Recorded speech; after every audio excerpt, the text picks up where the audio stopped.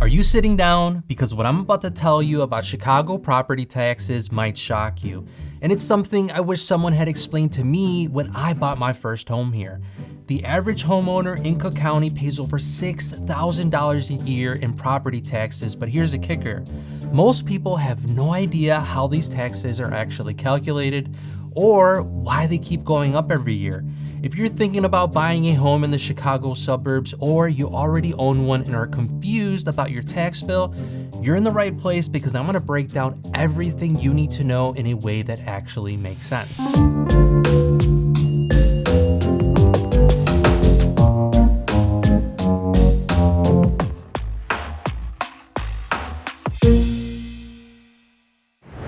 Here's why property taxes hit hard in Illinois. 2 years ago, I worked with two buyers who each wanted a classic 3-bedroom brick home. Both houses were about the same size, in great condition, and even listed for almost the exact same price. On paper, they looked like twins, but when we checked the property tax bill, one was just over $6,000 a year, while the other almost $12,000 a year. Same style, same price range, double the taxes. That difference shocked both buyers, and it completely changed which home each person could afford. That's the kind of moment that stings for a lot of people. You spend weeks or months hunting for the perfect place, it fits your budget, you start imagining your furniture in the living room, and then you check the property tax line and you realize hundreds of dollars more per month than you expected. In some cases, the tax bill alone could push a home out of reach, even if the sale price is within budget. Buyers often ask how there can be such a big gap between two similar homes in Illinois, and that question leads straight to a bigger reality. Illinois is one of the most expensive states in the country for property taxes. In fact, as of 2025, it ranks number 1 when it comes to property tax rates. And that's not by accident. The high bills here are the product of a system that leans heavily on local property taxes to pay for essential services. The first big driver is public school funding. In many states, schools receive a large portion of their money from the state itself, but in Illinois, local property taxes carry most of the weight. Around 60 to 70% of your bill goes directly to the school district, whether or not your kids are enrolled. The second driver is pension cost. Illinois has a significant pension obligation built up over many decades, much of it from public school teachers and local government workers. These obligations don't go away, and the payment on that debt makes up a chunk of your tax bill, often around 10 to 15%. The third piece is the sheer number of government agencies. Illinois has more units of local government than almost any other state. Everything from townships to park districts to mosquito abatement district. Each one can levy a tax which adds to your total. Services like policemen, fire protection, libraries, and parks usually use about 15 to 20% of your property tax payment. One important thing to understand is that increases in your tax bill aren't only tied to your property home value going up. Let's say your home's assessed value stays exactly the same for 3 years. If your school district votes to increase its levy to fix buildings or to hire more teachers, or if the county needs to increase pension funding, your bill will rise. These changes are like adjusting the size of the pie each taxing body takes, and that can happen at any time. It's also worth noting that these costs affect everyone. Some people assume that because they don't have kids at school systems, they should pay less. In reality, the funding structure is spread across all property owners in the district, regardless of whether they use the services or not. A household with no children in public schools will support the same system as a family with 3 students currently enrolled. So when you run into those odd situations, same style home, same listing price, but wildly different taxes, what you're really seeing are the differences between taxing districts, the services they provide, and how much they've committed to pensions, and how heavily they lean on property taxes for their budget. This is baked into the Illinois system, and it's why the state consistently lands near the top of the list for property tax cost. Understanding these drivers is the first step towards making sense of your bill.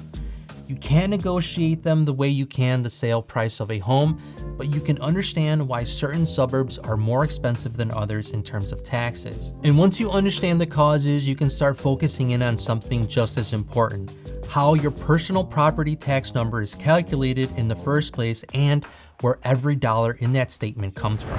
Next, we're going to be breaking down the tax bill formula with a real life example from my property.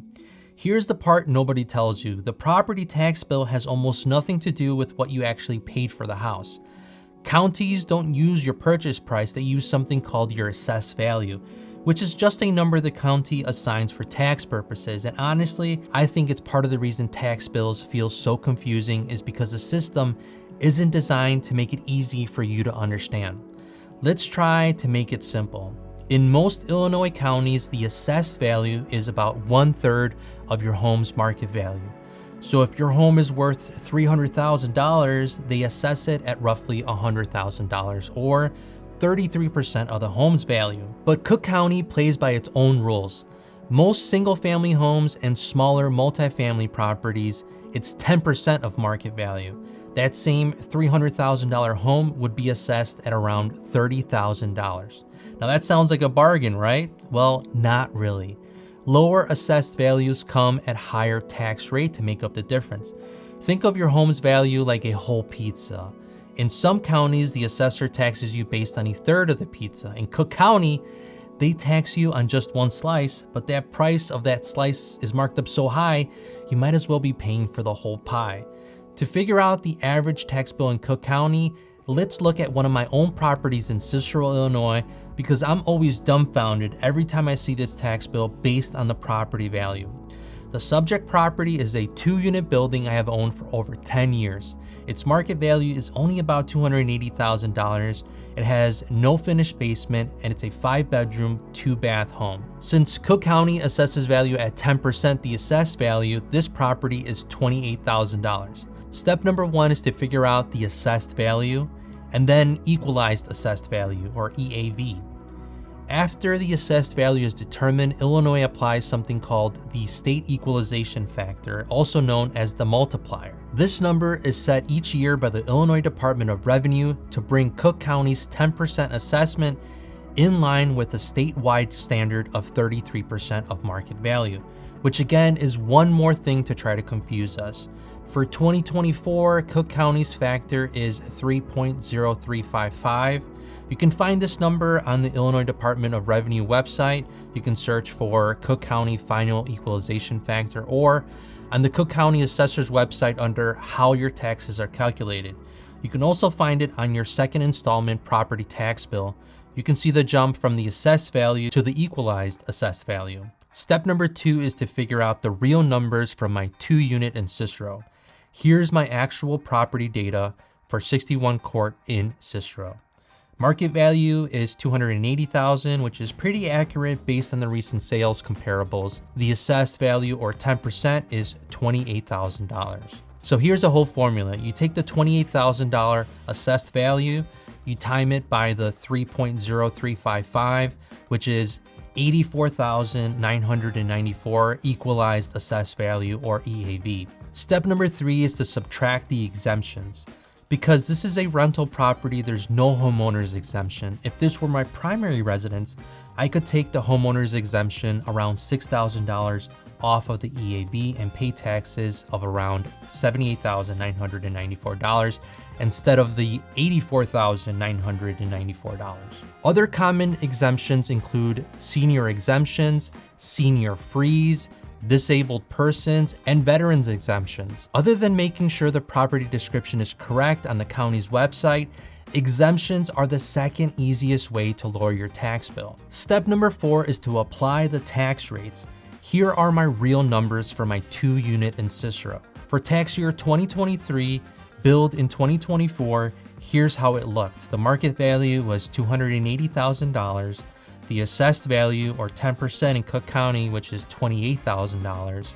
The state equalization factor for 2023, 3.0163%. So the formula is the $28,000 assessed value times 3.0163, or the equalization equals $84,456,000, or the equalized assessed value, EAV.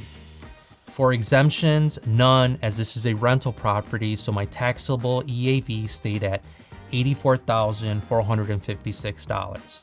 Next is the tax rate from every taxing body that serves the property and is applied to the taxable EAV. This includes the school district, the town of Cicero, Cook County, Park District, libraries, fire protection, and others. When all of those tax rates are added together, the total combined tax rate for this property in 2023 came out to about 11.5%. Here's the math. 84,456 times 0.121 for the tax rate of all the taxing bodies equals $9,472 with 58 cents in total property taxes. That's exactly what I paid, $4,316 in my first installment and $5,156 in my second installment, which, if you ask me, is absolutely ridiculous. If you're asking my opinion, as a comparison, a 2-unit property in Kane County, where I also own property, a similar valued property's tax bill is around $4,500. When you understand each part of the formula, how the assessed value is set, and how the tax rates are applied, and how exemptions lower your taxable value, it's easier to see why no two tax bills are exactly alike, even if the house seems very similar from the outside. The numbers on your tax bill aren't random. They come from a series of steps that every taxing district follows. And once you can read those steps, the next question becomes obvious. What can you do if the final number feels uncomfortably high? What if you can save hundreds or even thousands of dollars on your property taxes without selling your home or changing anything about it? A lot of people assume their bill is set in stone once it's mailed out, but that's not the case.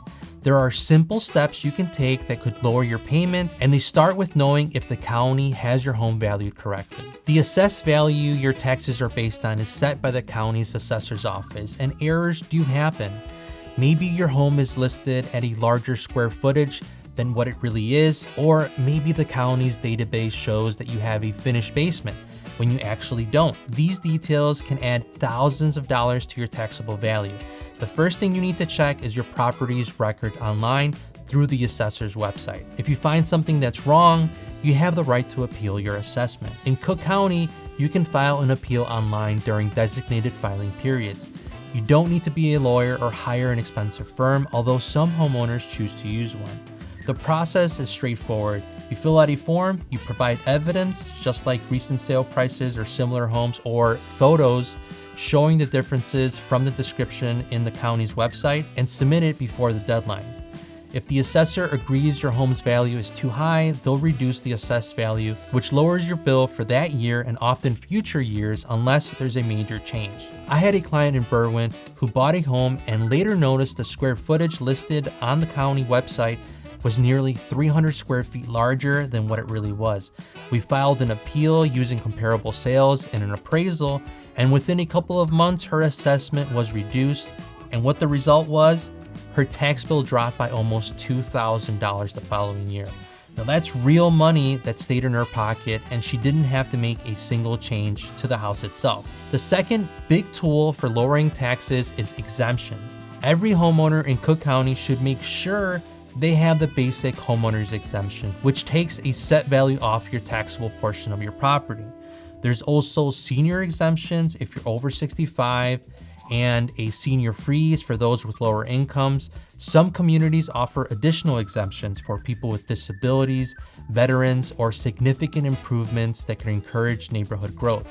Missing out on even one exemption could mean paying more than you really need to. Not appealing when your assessed value is too high, or not filing for your exemptions you qualify for, is like leaving cash on the table every single year. For many homeowners, these two steps, appealing and claiming exemptions, are the fastest ways to lower your bill. Another way to understand and control your property tax impact is to look at the effective tax rate in different communities before you even buy. The effective tax rate is the percentage of the home's market value paid in property taxes each year. One suburb might have a tax rate of 2.1%, while another nearby is 3.3%. On a $3,000 home, That's the difference between $6,000 and $9,000 per year. When you're comparing homes, knowing each area's rate can help you plan for real long-term cost savings. When you're comparing homes, knowing each area's rate can help you plan for real long-term cost of home ownership. That planning should include your monthly budget. Many homeowners pay their property taxes through an escrow account with their mortgage, which means your lender collects the extra money each month to cover your annual bills. Breaking it down is simple. If your taxes are $8,000 per year, that's about $667 per month on top of your mortgage. Seeing it monthly can help you figure out whether a home is truly affordable and avoid surprises later on. When you combine these steps, verify your assessed value, appealing if needed, making sure you have all your exemptions, and comparing effective tax rate when shopping for a home, and budgeting based on your actual yearly tax bill, you have practical control over the biggest ongoing cost of homeownership, especially in Illinois. Learning how to work within the system doesn't just save you money this year, it shapes how affordable your home may seem for years to come. And when you pair that with understanding why Illinois taxes are so high and how the bill is put together, you're in a much stronger position to buy wisely and keep costs in check long after closing day. Property taxes aren't just random numbers on a bill. They follow a set process you can learn, and once you understand it, you can make better choices. Where you buy matters just as much as what you buy. A lower sale price can still mean higher long-term cost if the tax rate is high. When you're looking for a home, include taxes in your budget from the very start. Don't wait until after you fall in love with the property to check the numbers. If you have questions about your area's taxes, ask them in the comments. If you made it to the end of the video, congratulations, you now have more information than most realtors. Thank you so much for watching, consider subscribing, and I'll see you guys next time.